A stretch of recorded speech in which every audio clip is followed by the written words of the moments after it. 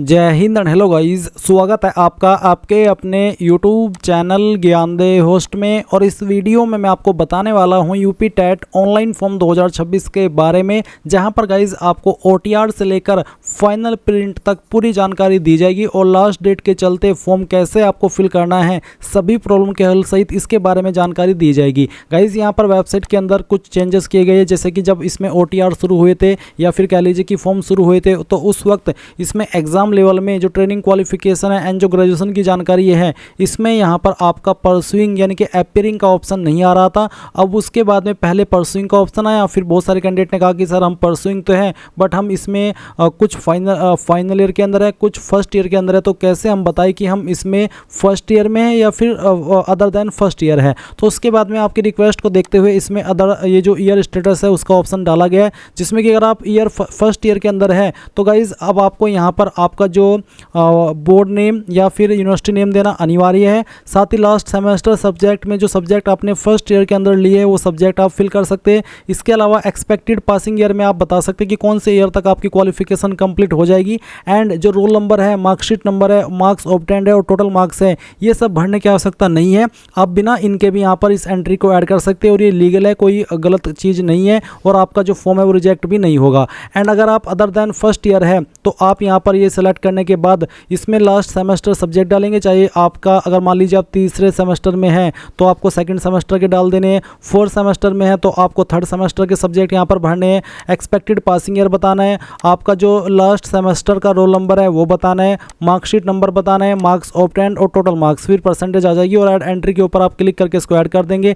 And guys अगर आपकी qualification complete रहता तो आप यहाँ पर यूनिवर्सिटी नाम डालेंगे, सब्जेक्ट डाल देंगे। अब सब्जेक्ट में यहाँ पर गाइज आपको सभी सब्जेक्ट डालने हैं और अगर नहीं डाल पा रहे तो आप शॉर्ट फॉर्म में लिख सकते हैं। फिर पासिंग ईयर, आपका रोल नंबर और फाइनल ईयर का, साथ ही मार्कशीट नंबर आपका, फिर आपके मार्क्स ऑब्टेंड और टोटल मार्क्स, और फिर ऐड एंट्री के ऊपर क्लिक करके इसको ऐड कर देंगे। ये मैं यहाँ पर थोड़ा डेमो के लिए बता रहा हूँ। मैं जितनी भी वीडियोस यूट्यूब के ऊपर देख रहा हूँ या फिर आप भी देख रहे होंगे उन सब में इस इन्फॉर्मेशन के साथ में आपको इन्फॉर्मेशन नहीं दी जा रही है। उनको वो वीडियो आपको सिर्फ जो शुरुआत में बिना परसिंग वाला ऑप्शन था उसके साथ में आपको इन्फॉर्मेशन दी जा रही है, ये सब कोई भी नहीं बता रहा है। बट मैं आपके लिए स्पेशल लगातार वेबसाइट को चेक करते हुए जहाँ पर जो भी चेंजेस हो रहे हैं उसके साथ में आपको अपडेट दे रहा हूं। तो आगे भी यहां पर आपको इस वीडियो में शुरू से लेकर दर्शन से प्रिंट तक पूरी जानकारी दी जाएगी, चाहे आप गवर्नमेंट टीचर हो या फिर आप डीएलएड अपियरिंग हो या फिर बीएड अपियरिंग हो या फिर फाइनल ईयर वाले हो या फिर कंप्लीटेड वाले हो, सभी की जानकारी बहुत ही अच्छे से इस वीडियो के अंदर दी जाएगी। तो वीडियो को पूरा देखना है। चलिए शुरू करते हैं। अगर आपने अभी तक भी वीडियो को लाइक शेयर नया किया हो तो कर दे और चैनल को सब्सक्राइब करके बेल आइकन ऑन कर लेना। उसके बाद जो लिंक वीडियो को डिस्क्रिप्शन में दिया आप ओपन करेंगे। अगर अभी तक नहीं किया जान लीजिए कि इसमें 26 अप्रैल 2026 तक फॉर्म को भर सकते हैं और अभी ऐसा कोई अपडेट भी नहीं है कि आपका लास्ट डेट आगे बढ़ रहा है। तो गाइस जितना जल्दी हो सके फॉर्म को भर लीजिए। फिर यहाँ पर आपको लेवल वाइज क्वालिफिकेशन बताइए। फीस यहाँ पर ये पर पेपर है, यानी कि अगर आप एक पेपर पर अप्लाई करेंगे और आप जनरल ओबीसी ईडब्ल्यूएस से है तो आपको 1000 रुपये फीस पे करनी है, SC ST को 500 और PH दिव्यांग को 300। अगर आप दोनों पर अप्लाई करें तो आप ये अमाउंट डबल कर देंगे। इसके अलावा अगर आपके फॉर्म के अंदर या OTR के अंदर कोई गलती हुई है तो गाइज आप 1 मई 2026 तक करेक्शन करेंगे, बट अभी करेक्शन नहीं हो रहे। मे बी जब आपके फॉर्म की लास्ट डेट निकल जाएगी यानी कि 27 अप्रैल से आपके जो करेक्शन है वो स्टार्ट हो सकते हैं। एंड एग्जाम डेट दी गई है, एग्जाम सिटी कब आएगी, एडमिट कार्ड कब आएगा, ये सब इन्फॉर्मेशन यहाँ पर दी गई है। तो सभी इन्फॉर्मेशन चेक करते हुए गाइज अगर अभी तक फॉर्म नहीं भरे तो गाइज बाकी कैंडिडेट की गलतियों से सीख करके आपके पास अच्छा मौका है ये फॉर्म भरने का बिना किसी मिस्टेक के।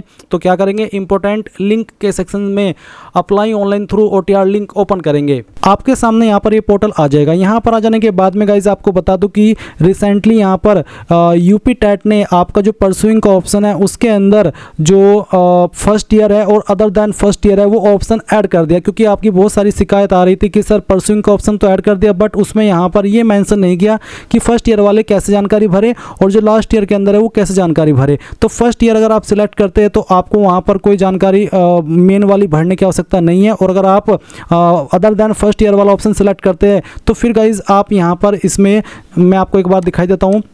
अगर आप यहाँ पर फर्स्ट ईयर सेलेक्ट करते हैं तो फिर आपको देख सकते हैं कि आपको सिर्फ कंपलसरी रूप में आपका यूनिवर्सिटी का नाम देना होगा, लास्ट सेमेस्टर सब्जेक्ट देने होंगे और किस साल के अंदर आप एक्सपेक्टेडली आपकी क्वालिफिकेशन पास कर लेंगे वो बताना है। Roll number, marksheet number, marks obtain, total marks ये भरने कंपलसरी नहीं है। और अगर आप अदर देन फर्स्ट ईयर यानी कि फर्स्ट ईयर कंप्लीट हो चुका है, सेकंड ईयर के अंदर हो या थर्ड ईयर के अंदर हो, तो फिर आपको यहाँ पर जो लास्ट ईयर सेमेस्टर है वो लास्ट सेमेस्टर सब्जेक्ट है वो भी देने हैं, साथ ही एक्सपेक्टेड पासिंग ईयर भी देना है, रोल नंबर भी देना है। रोल नंबर आप यहाँ पर फाइनल ईयर के अंदर का देंगे, यानी कि जो ईयर आपके कंप्लीट हो चुके हैं और जिस ईयर के अंदर आप आए हैं उसके पहले का जो रोल नंबर था वो आपको देना होगा। मार्कशीट नंबर देना होगा जो आपका मिल चुका है जिस ईयर तक का। उसके बाद में आपके मार्क्स ऑब्टेन्ड, अगर आप 2 जो ईयर है वो कंप्लीट कर चुके हो या फिर आपका एक ईयर ही कंप्लीट हुआ है, उसमें जो आपका मार्क्स ऑब्टेन्ड था वो बताना होगा और टोटल मार्क्स देना होगा। और फिर यहाँ पर ऐड एंट्री के ऊपर क्लिक करके इसको ऐड कर देना होगा। ये इस तरह से ऑप्शन यहाँ पर ऐड कर दिए गए हैं। इसके अलावा आपको डॉक्यूमेंट्स कैसे अपलोड करने हैं वो आपको इस फॉर्म के अंदर आगे जानकारी दी जाएगी। और साथ ही गाइज यहाँ पर जो भी आपके इश्यूज थे वो यहाँ पर सभी प्रॉब्लम के हल सहित आपको जानकारी अच्छे से इस वीडियो के अंदर एक्सप्लेन की जाएगी। अब अगर आप इसमें एलिजिबल और आप ये फॉर्म भरने के लिए यहाँ पर पूरी तरीके से एक्साइटेड है, साथ ही नर्वस भी है और ये फॉर्म भरना चाहते हैं तो कैसे भरेंगे वो जान लीजिए। आप यहाँ पर इनिशियलाइज OTR ID इसके ऊपर क्लिक करेंगे। अब आपको यहाँ पर आपका पूरा नाम 10th के सर्टिफिकेट के अकॉर्डिंग फिल करना है। फिर आपको इस नाम को दोबारा डाल करके वेरीफाई कर देना है। इसके बाद आप यहाँ पर आपका जो फादर नेम है वो भी एंटर कर देंगे 10th के सर्टिफिकेट के अकॉर्डिंग और फादर नेम को दोबारा डाल करके वेरीफाई भी कर देंगे। इसके बाद आप देखेंगे मदर नेम, तो आपको आपकी माताजी का नाम देना है। माताजी का नाम दोबारा डाल करके वेरीफाई करना है। डेट ऑफ बर्थ आपकी क्या है वो डे सेलेक्ट करेंगे, फिर यहाँ पर मंथ और उसके बाद में जो भी आपका ईयर है वो भी आपको यहाँ पर सेलेक्ट कर लेना है। फिर डेट ऑफ बर्थ को अगेन आप सेलेक्ट करेंगे और पहले आप यहाँ पर डे फिर मंथ और उसके बाद में जो आपका ईयर है वो सेलेक्ट कर लेंगे। इसके बाद आप आपका जेंडर सेलेक्ट करेंगे और जेंडर को भी दोबारा सेलेक्ट करके वेरीफाई कर लेंगे। ये डबल आपसे इन्फॉर्मेशन इसलिए ली जाती है ताकि अगर आप एक तरफ जानकारी भरते हुए गलती कर दे तो जब आप वही जानकारी दूसरी तरफ भरे तो आपको पता चल जाए कि हाँ यार गलती हो चुकी है। और इसका मतलब ये भी हो जाता है कि आपसे गलती से भी मिस्टेक न हो, इसलिए डबल इन्फॉर्मेशन आपसे ली जाती है। अब आप यहाँ पर ऑप्शन 2 पर आएंगे कॉन्टैक्ट आइडेंटिटी के ऑप्शन पर। तो इसमें आप क्या करेंगे, यहाँ पर 3 विकल्प है। एक है आधार कार्ड, दूसरा है ड्राइविंग लाइसेंस डायरेक्ट वेरिफिकेशन और पैन कार्ड डायरेक्ट वेरिफिकेशन। मैं आपको सजेस्ट करूंगा कि अगर आपका आधार है और आधार के अंदर आपकी वही इन्फॉर्मेशन है जो कि 10th के सर्टिफिकेट के अंदर है तो आप यहाँ पर पहले वाला माध्यम सेलेक्ट कर लेना। फिर यहाँ पर I confirm that I have completed 18 year of age, तो आप यहाँ पर इसको सेलेक्ट कर लेंगे। इसके बाद गाइज यहाँ पर आपको अपना 12 डिजिट का जो आधार नंबर है वो डालना है और वेरीफाई वाया आधार OTP इसके ऊपर क्लिक करना है। अब जैसे ही आपको OTP मिल जाए जो कि आपको आएगा उस नंबर पर जो कि आपने आधार के साथ में लिंक किया हुआ है, तो OTP मिलने के बाद आप डालिए और सबमिट कर दीजिए। आपका यहाँ पर जो आधार वेरिफिकेशन है हो जाएगा। इसमें यहाँ पर मेरे सामने एक इशू है जैसे कि eKYC validation failed, full name does not match identity records, father name does not match identity records. यानी कि अगर आपकी जो इन्फॉर्मेशन आपने 10th के अकॉर्डिंग यहाँ पर भरी है वो और जो आपका आधार है उसके अंदर जो इन्फॉर्मेशन है वो अलग अलग है, तो कुछ इस तरह का आपको एक एरर देखने को मिलेगा। अब आप यहाँ पर जब नीचे की तरफ आएंगे तो आपको जो मिसमैच डिटेल है आपकी आधार की और आपकी 10th के सर्टिफिकेट की वो कौन कौन सी है वो यहाँ पर मेंशन होगी। साथ ही साथ आपको एक विकल्प देखने को मिलेगा जहाँ पर आपको बोला कि I hereby declare to proceed with the field information instead of the ID detail. यानी कि जो इन्फॉर्मेशन मैंने भरी है 10th के सर्टिफिकेट की मैं उसी से आगे बढ़ना चाहता हूँ, ना कि मेरी जो ID के अंदर डिटेल है उससे। तो यहाँ पर आप इस माध्यम का इस्तेमाल करके भी आगे बढ़ सकते हैं। एंड गाइज अगर आप आपके 10th के सर्टिफिकेट की इन्फॉर्मेशन और जो आपकी आधार की इन्फॉर्मेशन है उसको एक कराना चाहते हैं तो वो भी आप करा सकते हैं। अगर आप नहीं भी कराएंगे, आपकी अलग अलग इन्फॉर्मेशन है तो भी कोई इशू वाली बात नहीं है, क्योंकि अगर इशू वाली बात होती तो यहाँ पर आपको पहले ही बोल दिया जाता है कि ये करना कंपलसरी है, दोनों इन्फॉर्मेशन सेम होना कंपलसरी है, बट ऐसा कुछ नहीं बोला है, तो इसलिए आपको चिंता करने की कोई भी आवश्यकता नहीं है। अब आप यहाँ पर क्या करेंगे, अपना मोबाइल नंबर डालेंगे जो कि आप रजिस्टर करना चाहते हैं और फिर सेंड OTP के ऊपर क्लिक करेंगे। आपके नंबर के ऊपर OTP जाएगा जो कि आप यहाँ पर डाल करके वेरीफाई करेंगे। इसके बाद सेम तरीके से आप ईमेल ID डालेंगे, सेंड OTP करेंगे, आपकी ईमेल के ऊपर OTP जाएगा, वो भी आपको यहाँ पर डाल करके वेरीफाई कर देना है। तो यहाँ पर गाइज मैंने मोबाइल नंबर और ईमेल ID अपना वेरीफाई कर लिया है। जैसे आप ये दोनों वेरीफाई कर लेंगे तो आपके सामने लाइव फोटो आइडेंटिटी वेरिफिकेशन का जो विकल्प है वो एक्टिवेट हो जाएगा। आपको जनरेट वेरिफिकेशन QR कोड इसके ऊपर क्लिक करना है। इसके ऊपर क्लिक करने के बाद आप यहाँ पर देखेंगे कि आपका जो लाइव फोटो आइडेंटिटी वेरिफिकेशन है वो आप आप अपने मोबाइल से भी कर सकते हैं। मोबाइल से करने के लिए आपको अपने फ़ोन से इस QR कोड को स्कैन करना होगा और फिर जो आपको स्टेप्स फॉलो करने को बोले जा रहे हैं, बेसिकली आपको एक लाइव फोटो कैप्चर करना है।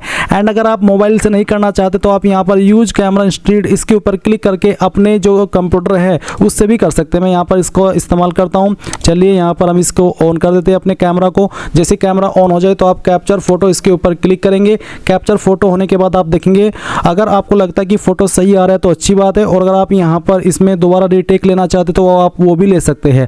आपको यहाँ पर ये भी बोला है कि this photograph will be used on your admit card and application form, यानी कि यही फोटो आपका एडमिट कार्ड के ऊपर आएगा और यही आपका एप्लीकेशन फॉर्म में आएगा। तो आप यहाँ पर सेव वेरीफाइड फोटो इसके ऊपर क्लिक करेंगे। इसके बाद गाइज आप यहाँ पर नीचे सेट सिक्योरिटी क्रेडेंशियल देखेंगे। इसमें आपको यहाँ पर एक पासवर्ड बनाना है। पासवर्ड आपका कम से कम 8 कैरेक्टर का हो। तो आपका पासवर्ड कैसा, उसका आप एग्जांपल देख लीजिए।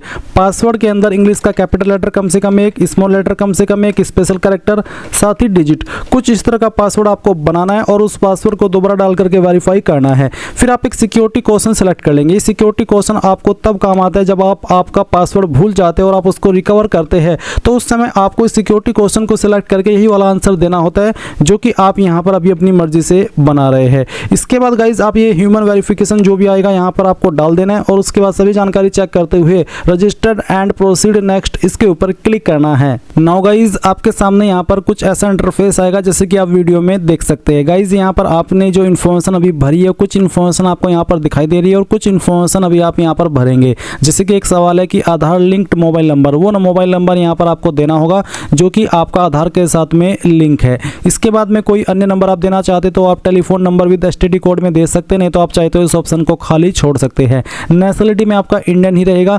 मैरिटल स्टेटस क्या है, अनमैरिड हो, मैरिड हो, विडोड या फिर डाइवोर्स्ड, जो भी आपका स्टेटस है वो आप सेलेक्ट कर लीजिएगा। फिर प्लेस ऑफ बर्थ आपको बताना होगा, यानी कि आप कौन सी स्टेट के निवासी है, कौन सी स्टेट में आपका जन्म हुआ है, वो स्टेट आपको सेलेक्ट कर लेनी है। विजिबल आइडेंटिफिकेशन मार्क, आपकी बॉडी के ऊपर ऐसा निशान जिससे आपकी बॉडी की पहचान होती है। ये निशान आपकी बॉडी के ऊपर जलने का हो सकता है, कटने का हो सकता है या कोई बर्थ मार्क हो सकता है। तो जो भी निशान है वो आप यहाँ पर लिख दीजिएगा।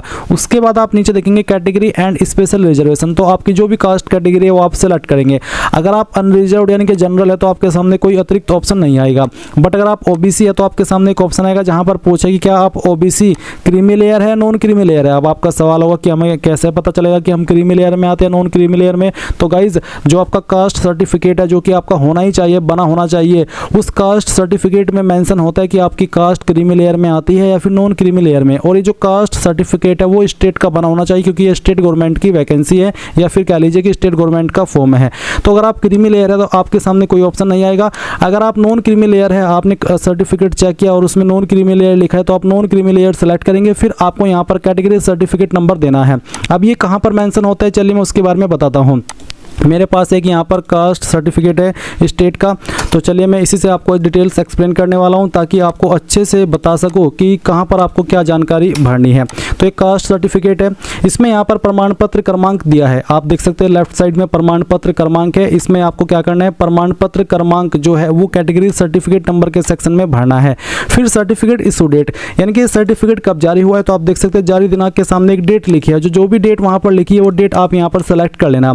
उसके बाद इश्यूइंग अथॉरिटी, किसने इसको जारी किया है, ये जनरली सर्टिफिकेट तहसीलदार के द्वारा जारी होता है, बट ऐसा भी नहीं है कि कंपलसरीली तहसीलदार ही इसको जारी करता है। कई जगह पर नायब तहसीलदार, CO, मजिस्ट्रेट, इन पोस्ट के अधिकारी द्वारा भी जारी हो जाता है। तो आपको ये कैसे चेक करना है कि मेरा सर्टिफिकेट कौन सी अथॉरिटी ने जारी किया है, तो आपको सर्टिफिकेट देखना है और यहाँ पर राइट साइड में जो सक्षम अधिकारी लिखा है और स्लैश के बाद में यहाँ पर एक पोस्ट लिखी है, जैसे कि यहाँ पर लिखा है तहसीलदार, यानी कि ये वाला सर्टिफिकेट तहसीलदार ने ही जारी किया है। अगर सक्षम अधिकारी के बाद में कोई और पोस्ट यहाँ पर लिखी हुई है तो वही पोस्ट आपको यहाँ पर इश्यूइंग अथॉरिटी के अंदर भरनी होगी। अब आता है स्टेट ऑफ इश्यूइंग, तो ये जारी हुआ है उत्तर प्रदेश के द्वारा, तो यहाँ पर मैं उत्तर प्रदेश लिख दूंगा। एंड गाइज अगर आपकी कैटेगरी OBC से न होकर के SC या फिर ST है तो भी आपके सामने इसी प्रकार का इंटरफेस आएगा जहाँ पर आपको कैटेगरी सर्टिफिकेट नंबर देना होगा और वो सर्टिफिकेट नंबर इसी प्रकार से आपको यहाँ पर मिल जाएगा। OBC का भी सर्टिफिकेट कास्ट का ऐसा ही होता है और SC ST का भी ऐसा ही होता है देखने में। तो यहीं पर आपको कैटेगरी सर्टिफिकेट नंबर मिलेगा। उसके बाद में किस डेट में इशू है वो डेट आप सेलेक्ट कर लेंगे। एंड गाइज यहाँ पर आपको फिर इश्यूइंग अथॉरिटी के अंदर बताना होगा कि कौन सी पोस्ट के द्वारा इसको जारी किया गया है। इसके बाद यहाँ पर आपसे एक सवाल पूछा कि क्या आप डिफरेंटली एबल्ड यानी कि फिजिकली हैंडीकैप है, अगर है तो यस करने पर आपको डिसेबिलिटी टाइप सेलेक्ट करना होगा और आपकी डिसेबिलिटी परसेंटेज कितनी है वो भी बताना होगा। और do you require a scribe यानी कि आपको लिखने में प्रॉब्लम है और आप उसको उसके लिए एक स्क्राइब यानी कि ऐसा बंदा चाहिए जो आपके बिहाफ पर एग्जाम लिखे, तो अगर हाँ तो यस, नहीं तो आप यहाँ पर नो करेंगे। और अगर यस करते तो आपको बताना होगा स्क्राइब का नेम और स्क्राइब का आधार नंबर, अगर नहीं तो नो कर देंगे। उसके बाद में PWD वेरिफिकेशन टाइप बताना होगा, UDID नंबर या फिर सर्टिफिकेट नंबर, किस माध्यम से आप वेरिफिकेशन कराना चाहते हैं PWD का। एंड अगर आप विकलांग नहीं है तो आप इसमें नो कर देंगे, आपके सामने कोई अतिरिक्त ऑप्शन नहीं आएगा। अब आता है स्पेशल रिजर्वेशन, तो अगर आप डिपेंडेंट फ्रीडम फाइटर है आप इसको सेलेक्ट करेंगे, अगर आप एक्स आर्मी सर्विसमैन है तो आप सेकंड ऑप्शन सेलेक्ट करेंगे, अगर आप नहीं है तो आप नन के ऊपर क्लिक कर देंगे। अब आपको आयुष्मान के अंदर अगर छूट चाहिए तो आप यस करेंगे, यस करने पर कौन सी कैटेगरी के तहत आपको छूट चाहिए वो आपको सेलेक्ट करना है, जैसे कि SC ST OBC या फिर एक्स सर्विसमैन या PWD। SC ST को 5 साल की छूट मिलती है इसके अंदर और OBC को 3 साल की। तो अगर आप SC ST OBC है और आप ओवर एज हो चुके हैं तभी आप यहाँ पर कैटेगरी सेलेक्ट करना, अगर आप ओवर एज नहीं हुए हैं, आपको कोई एज के अंदर अभी छूट नहीं चाहिए तो सिंपली नो कर दीजिए और उसके बाद में आप यहाँ पर नीचे से नेक्स्ट स्टेप इसके ऊपर क्लिक करेंगे। अब गाइज आपके सामने यहाँ पर एड्रेस डिटेल का सेक्शन आ चुका है, तो एक तरफ है आपका परमानेंट एड्रेस और दूसरी तरफ है कोरेस्पोंडेंस एड्रेस यानी कि प्रेजेंट एड्रेस। तो आपका जो भी परमानेंट एड्रेस है वो आप यहाँ पर फिल करेंगे, जैसे कि हाउस नंबर, बिल्डिंग, स्ट्रीट और इसके बाद में एड्रेस लाइन 2 में विलेज, टाउन, एरिया और लैंडमार्क। अगर आप कंफ्यूज हो रहे हैं कि यार मेरा तो हाउस नंबर नहीं है, मेरी बिल्डिंग नहीं है, मेरा स्ट्रीट नहीं है, मेरा टाउन इस तरह से, तो आप क्या करेंगे, सिंपली इन 3 लाइन के अंदर जो भी आपका एड्रेस है थोड़ा थोड़ा पार्ट आपके एड्रेस का इन तीनों लाइन के अंदर फिल कर देना। उसके बाद में आप यहाँ से आपकी स्टेट सेलेक्ट कर लेना, फिर आपकी जो भी डिस्ट्रिक्ट है वो डिस्ट्रिक्ट आप सेलेक्ट कर लेंगे। डिस्ट्रिक्ट आप यहाँ से सेलेक्ट करेंगे तो फिर आपको यहाँ पर आपका जो पिन कोड है वो भी डाल देना है। इसके बाद गाइज अगर आपका परमानेंट एड्रेस और कोरेस्पोंडेंस एड्रेस यानी कि प्रेजेंट एड्रेस सेम है, अलग अलग नहीं है, तो आप इस बॉक्स को टिक कर देना। अगर अलग अलग है तो अनटिक करके अलग से भर देना, नहीं तो यहाँ पर टिक करके सेव एड्रेस एंड नेक्स्ट इसके ऊपर क्लिक करेंगे। अब गाइज आपके सामने यहाँ पर एकेडमिक क्वालिफिकेशन का सेक्शन आ चुका है। यहाँ पर आपको इन्होंने एक नोटिस दिया जो कि अभी ऐड किया था, जब आपका ये फॉर्म शुरू हुआ था तब ये यहाँ पर इस तरह से नहीं आ रहा था। तो आपको अब यहाँ पर बोला जा रहा है कि एकीकृत पाठ्यक्रम में नामांकित अभ्यर्थी ग्रेजुएशन और ट्रेनिंग क्वालिफिकेशन दोनों में समान विवरण भरे, यानी कि अगर आपका ग्रेजुएशन है वो भी आप सेम डिटेल भर सकते हो उस वाले सेक्शन में भी, और जो ट्रेनिंग क्वालिफिकेशन का सेक्शन है उसमें भी आप यहाँ पर सेम इन्फॉर्मेशन भर सकते हैं। चलिए एक एक करके आपको बताता हूँ कि कैसे आपको भरना है। सबसे पहले आप एग्जाम लेवल में 10th सेलेक्ट कर लेंगे, फिर उसके बाद में बताएंगे कि 10th आपने कौन से बोर्ड के द्वारा किया, उस बोर्ड का नाम आपको यहाँ पर देना है। फिर किन सब्जेक्ट के साथ में आपने आपकी जो 10वीं है वो पास की है उन सब्जेक्ट के नाम आपको यहाँ पर एंटर करने हैं। जैसे कि एग्जाम्पल के लिए मैं यहाँ पर आपको ये 3 सब्जेक्ट लिख करके दिखाया हूँ, आप आपके 5 या फिर जो भी सब्जेक्ट थे चाहे 6 थे वो आप भरेंगे। ऐसा नहीं करना है कि आप बेस्ट ऑफ 4 या बेस्ट ऑफ 5 लिखे, आपको सभी सब्जेक्ट यहाँ पर मेंशन करने होंगे। उसके बाद आप पासिंग ईयर यानी कि किस साल के अंदर आपने पास कर ली थी वो साल आप यहाँ पर एंटर कर देना। उसके बाद में गाइज आप यहाँ पर देखेंगे रोल नंबर, तो जो भी आपका 10वीं का रोल नंबर था वो आप यहाँ पर एंटर कीजिए। उसके बाद आप देखेंगे मार्कशीट नंबर, तो ये मार्कशीट नंबर आपको आपका जो 10th का मार्कशीट है उसके ऊपर देखने को मिल जाएगा, वो नंबर आप यहाँ पर डाल देना। उसके बाद आपके नंबर किसके अंदर थे, परसेंटेज या CGPA। अगर CGPA था तो आपको यहाँ पर बोला है कि percentage will be calculated by multiplying obtained CGPA by 9.5, यानी कि इस आधार पर आपकी परसेंटेज कैलकुलेट की जाएगी। तो आपको बताना है कि 10 में से आपकी कितनी CGPA आई थी, परसेंटेज फिर ऑटोमेटिकली कैलकुलेट कर ली जाएगी इस फॉर्मूला के तहत। अगर आपके नंबर परसेंटेज में है तो आप परसेंटेज सेलेक्ट करेंगे, उसके बाद में बताएंगे कि कितने नंबर आपको आए थे और फिर टोटल नंबर यहाँ पर डालेंगे और ऑटोमेटिकली आपकी परसेंटेज कैलकुलेट कर ली जाएगी। इसके बाद आप ऐड एंट्री इसके ऊपर क्लिक करेंगे। देन गाइज आप यहाँ पर देखेंगे कि आपकी 10वीं की जानकारी यहाँ पर इस प्रकार से ऐड हो चुकी है और आप यहाँ पर नीचे देख सकते हैं रिक्वायर्ड क्वालिफिकेशन में 10th क्वालिफिकेशन का जो सेक्शन है वो राइट चेक हो चुका है। अब आप 12th की इन्फॉर्मेशन भरेंगे, तो सेम वे में यहाँ पर आपको इसमें इंटरमीडिएट सेलेक्ट कर लेना है, फिर बताना है किस बोर्ड के द्वारा आपने 12वीं की है, उसके बाद किन सब्जेक्ट के साथ में पास की है, उन सब्जेक्ट के नाम भी यहाँ पर आपको एक एक करके एंटर कर देने हैं। तो यहाँ पर डेमो के लिए मैं आपको 3 सब्जेक्ट के नाम ही फिल करके दिखा रहा हूँ। फिर आप यहाँ पर देखेंगे आपको बोला है कि पासिंग है, तो किस साल के अंदर पास कर ली थी वो साल आपको यहाँ पर डाल देना है। फिर आपका रोल नंबर क्या था वो भी आपको यहाँ पर एंटर करना है। उसके बाद आता है मार्कशीट नंबर, तो आप यहाँ पर आपका मार्कशीट नंबर डाल देंगे और किसके अंदर आपके नंबर थे वो आप सेलेक्ट कर लेंगे। अगर परसेंटेज तो बताएंगे कि कितने नंबर आपको आए थे और उसके बाद में यहाँ पर टोटल नंबर डाल देने और आपकी परसेंटेज आ जाएगी। अब आप ऐड एंट्री इसके ऊपर क्लिक कर देंगे। इसके बाद गाइज आप यहाँ पर देखेंगे कि आप आपकी 10वीं और 12वीं की जानकारी भरी जा चुकी है और आप यहाँ पर रिक्वायर्ड क्वालिफिकेशन के सेक्शन में 10th और 12th का जो क्वालिफिकेशन है वो राइट चेक देख सकते हैं। अभी आपको ग्रेजुएशन की जानकारी भरनी है। अभी जानकारी आपको बहुत ही सावधानी से अच्छे से समझ करके ही भरनी है, क्योंकि जैसे कि मैंने कहा कि एक बार ही मौका मिलेगा। अगर आपने एक बार OTR सबमिट कर दिया तो बाद में एडिट आप करें या ना करें उसके बारे में भी कुछ क्लैरिटी मिली नहीं है। और अगर अच्छी बातें मिल जाती है तो आप में से जो कैंडिडेट गलती कर चुके हैं वो सही कर लेंगे। चलिए यहाँ पर आप ग्रेजुएशन सेलेक्ट कर लेते हैं।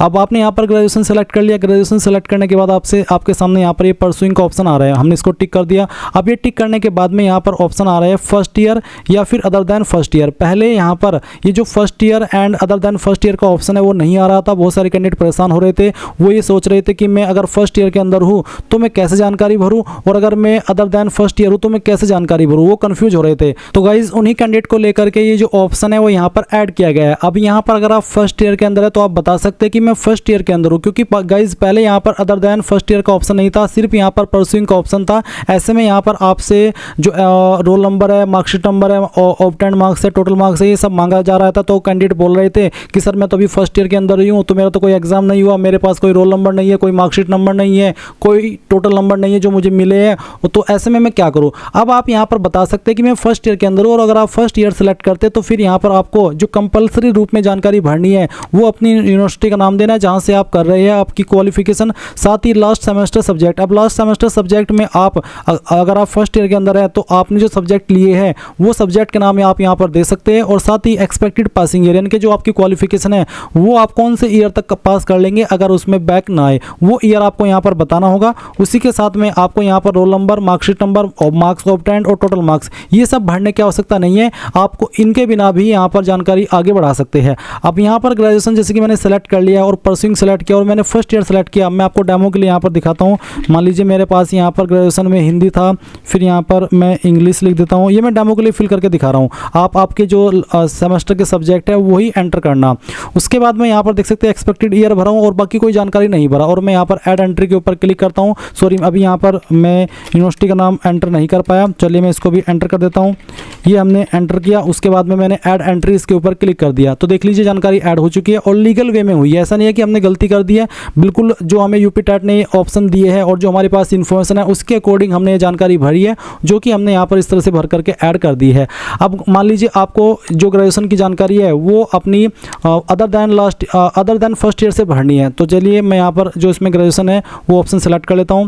इस क्वालिफिकेशन को मैं डिलीट करता हूँ और अगेन यहाँ पर ग्रेजुएशन का ऑप्शन सेलेक्ट कर लेता हूँ। फिर मैं परसुइंग को सेलेक्ट करता हूँ। उसके बाद में अगर मैं other than first year select करता हूँ तो यहाँ पर अब मुझे यूनिवर्सिटी का नाम भी कंपलसरी रूप में भरना है, लास्ट सेमेस्टर सब्जेक्ट भी कंपलसरी रूप में भरने हैं, साथ ही एक्सपेक्टेड पासिंग ईयर भी कंपलसरी रूप में भरना है। रोल नंबर जो मेरा है वो मुझे यहाँ पर देना होगा। अब क्योंकि आपने अदर देन फर्स्ट ईयर चुना है तो इसका मतलब है कि एक ईयर तो आपका कंप्लीट हो ही गया होगा, तो आपका जो भी लास्ट ईयर का या फिर लास्ट सेमेस्टर का रोल नंबर है वो यहाँ पर आपको डाल देना है। अपना मार्कशीट नंबर डाल देना है जो मार्कशीट आपको मिल चुकी है, साथ ही आपका मार्क्स ऑब्टेन्ड डालना है जो नंबर आपको उस ईयर तक कंप्लीट हुए हैं और कितने में से हुई है वो आपको नंबर प्राप्त, वो टोटल नंबर डाल देने और परसेंटेज आपकी आएगी और आप ऐड एंट्री के ऊपर क्लिक करके इसको ऐड कर देंगे।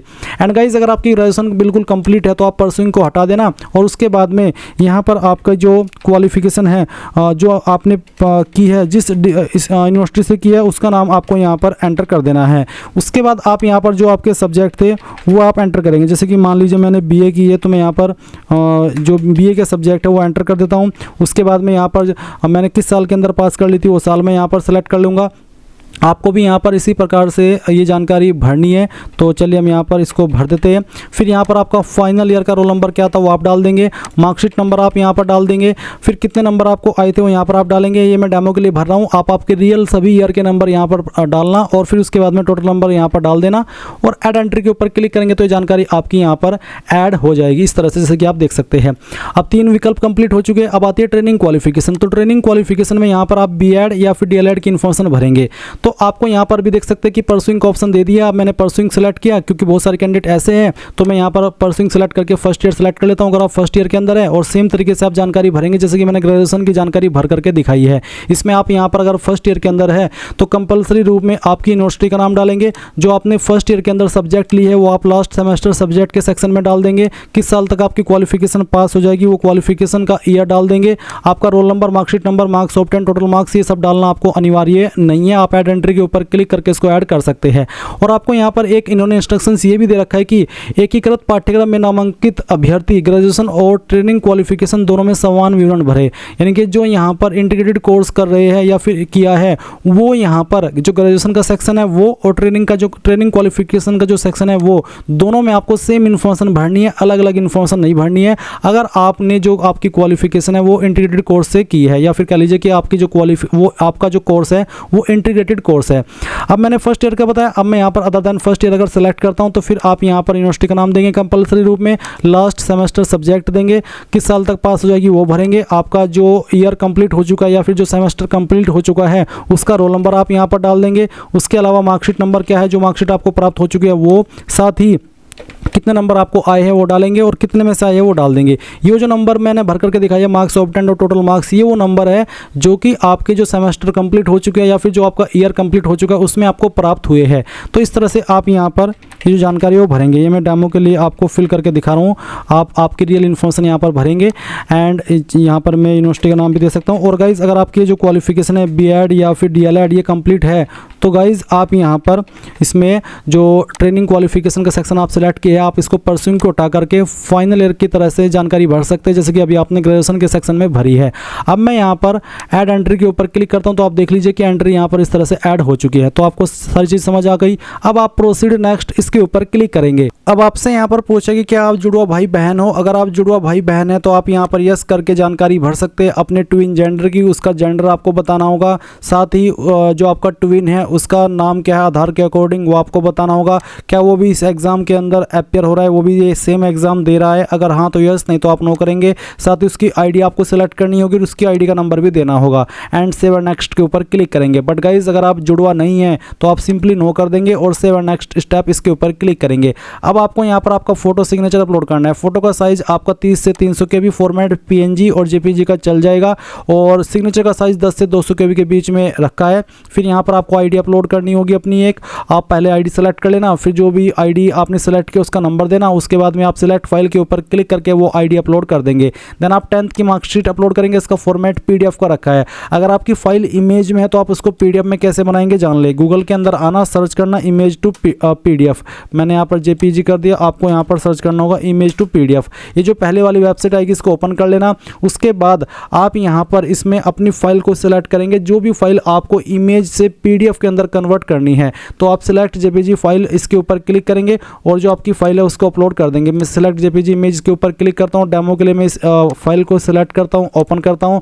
इसके बाद आप कन्वर्ट टू PDF के ऊपर क्लिक करेंगे तो आपका सिंगल क्लिक के अंदर जो फाइल है वो PDF के अंदर बन जाएगा और उसके बाद आप उस फाइल को यहाँ पर अपलोड कर देंगे। बस साइज 50 से 500 KB के बीच में ही रहना चाहिए। इसके बाद आप यहाँ पर 12वीं का मार्कशीट अपलोड करेंगे, फिर ग्रेजुएशन का मार्कशीट अपलोड करेंगे। यहाँ पर आपसे सर्टिफिकेट नहीं बल्कि मार्कशीट मांगा है। अब अगर आपकी यहाँ पर ये सवाल है कि सर मेरी तो कई सारी मार्कशीट है तो मैं क्या करूँ, तो गाइज आपको उन सभी मार्कशीट को एक सिंगल PDF के अंदर बना लेना है। जैसे कि मैंने अभी आपको बताया कि कैसे आपको इमेज से PDF के अंदर फाइल को बनाना है, तो वहाँ पर आप एक से ज़्यादा इमेज भी सेलेक्ट कर सकते हो। तो सभी ईयर की मार्कशीट सेलेक्ट करके कन्वर्ट टू PDF के ऊपर क्लिक करना, वो फाइल आपकी PDF के अंदर बन जाएगी। इसके बाद आता है हैंड रिटन डिक्लेरेशन। अब इसमें भी बहुत सारे कैंडिडेट के सवाल है कि ये दोनों में लिखना अनिवार्य है क्या, दोनों लैंग्वेज में। तो गाइज दोनों में लिखना अनिवार्य नहीं है, किसी एक लैंग्वेज में ही आप इसको लिख सकते हैं। चाहे आप हिंदी में लिख दीजिए, चाहे या फिर आप इंग्लिश में लिख दीजिए। तो ये आपको डिसाइड करना है कि मुझे हिंदी में लिखना है या फिर इंग्लिश में। अगर आप मोस्टली ये पेपर हिंदी के अंदर देने वाले हैं तो आपको यहाँ पर हिंदी वाला लिख देना है,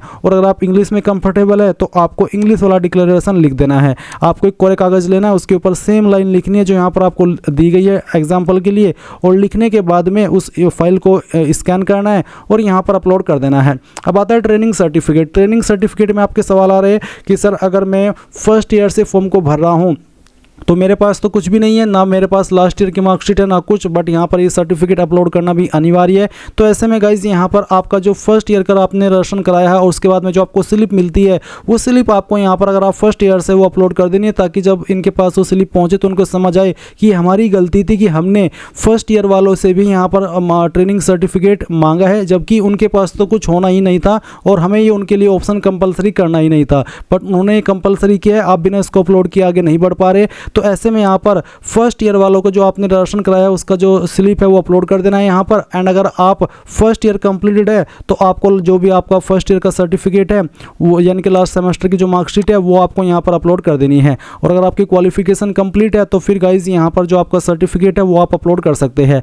एंड अगर आप SC ST OBC है तो आपको कास्ट सर्टिफिकेट यहाँ पर अपलोड करना होगा। उसके बाद आप यहाँ पर proceed to preview and submit इसके ऊपर क्लिक करेंगे। अब गाइज जो भी जानकारी आपने शुरू से लेकर अभी तक भरी है इस OTR के अंदर वो सभी आपके सामने है। आप एक एक करके सभी जानकारी को चेक करेंगे। अगर आपको किसी भी सेक्शन की जानकारी गलत लग रही है, कोई इन्फॉर्मेशन गलत है, कोई डिटेल्स गलत है, कोई स्पेलिंग मिस्टेक है तो आप उसी सेक्शन को एडिट के ऊपर क्लिक करके एडिट कर लेंगे। और अगर आपको लगता है कि सभी जानकारी सही है तो फिर नीचे की तरफ आएंगे, यहाँ टिक करेंगे, ऊपर टिक करके कंप्लीट OTR प्रोफाइल इसके ऊपर क्लिक कर देंगे। अब आप यहाँ पर यूपी टेट 2026 देख सकते हैं। आपको अप्लाई नाउ के ऊपर क्लिक करना है। देन गाइज आपको अप्लाइड फॉर में सेलेक्ट करना है कि आप प्राइमरी लेवल पर अप्लाई करना चाहते हैं। अगर आप इस पर अप्लाई करना चाहते हैं तो आप पहले वाला ऑप्शन सेलेक्ट कर लेंगे।